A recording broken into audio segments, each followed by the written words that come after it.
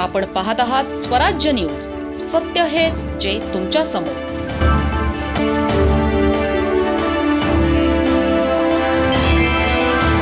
दिल्लीतील जंतर मंतर येथे सुरू असलेल्या संविधानिक आंदोलनाला आता धुळे जिल्ह्यातील साक्री तालुक्यातूनही पाठिंबा मिळाला आहे.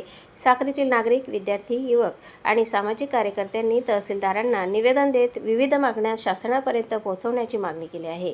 या निवेदनातून सामाजिक कार्यकर्ते सोनम वांगचुक यांना दिल्ली पोलिसांनी ताब्यात घेतल्याच्या घटनेचा निषेध व्यक्त करण्यात आला. तसेच आंदोलनकर्त्यांवरील कारवाई मागे घेण्याची मागणीही करण्यात आली आहे.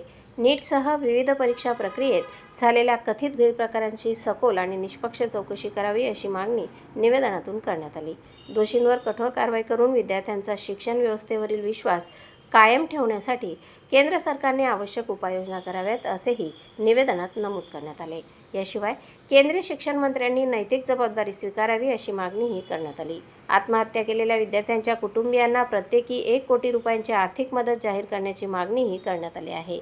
हे निवेदन शासनापर्यंत तातडीने पोहोचून योग्य ती कारवाई करावी अशी मागणी सामाजिक कार्यकर्त्यांनी केली.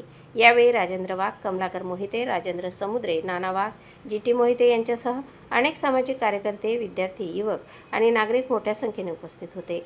प्रतिनिधी संगपाल मोरे सह स्वराज्य न्यूज, साक्री. सोनम वांगचुक यांना दिल्ली पोलिसांनी ताब्यात घेतल्याचा घटनेचा या ठिकाणी निषेध करतो आणि आंदोलनाला जाहीर पाठिंबा या ठिकाणी आम्ही करत आहोत. मित्रांनो, या ठिकाणी आपल्याला माहीत असेल की पेपर लीक संदर्भामध्ये देशामध्ये 20 विद्यार्थी या ठिकाणी मयत झालेले आहेत, आत्महत्या केलेली आहे आणि म्हणून याला जे जबाबदार आहेत ते भारताचे शिक्षा मंत्री धर्मेंद्र प्रधान यांनी ताबडतोब या ठिकाणी राजीनामा दिला पाहिजे. अशा मागणीसाठी आम्ही या ठिकाणी सध्याची बोलत आहोत. या ठिकाणी त्याचप्रमाणे या ठिकाणी आंदोलन करत असताना, एक संविधानिक आंदोलन सुरू असताना दिल्ली पोलिसांनी या ठिकाणी